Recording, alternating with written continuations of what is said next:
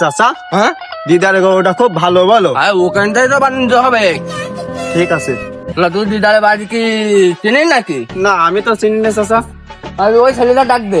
এ ভাই। ও ভাই কি বলবেন? এই মনি, তুমি কি দিদারের বাড়ি চেনো নাকি?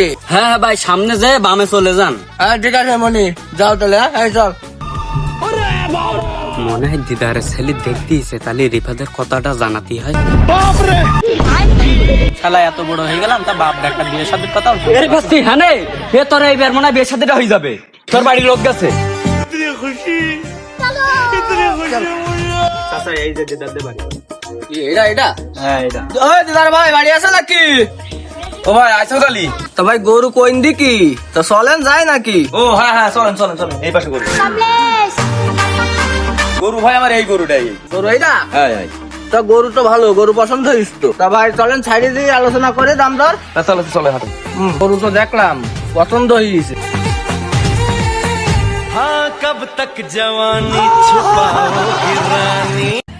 তাব্বা ইনাদের এই জায়গায় রেখে দিছ কেন? বাসায় নিয়ে চলো। তার দরকার কি, আমরা এই জায়গায় ঠিক আছি।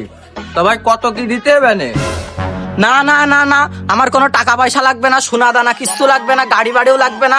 আমার জাস্ট এক কাপড়ে আপনার মেয়েটা আর আমার বাড়ি পাঠাই দিলেই হবে। তোর দেখতেইছ, এই যে গরু দেখছি। सपना टूटा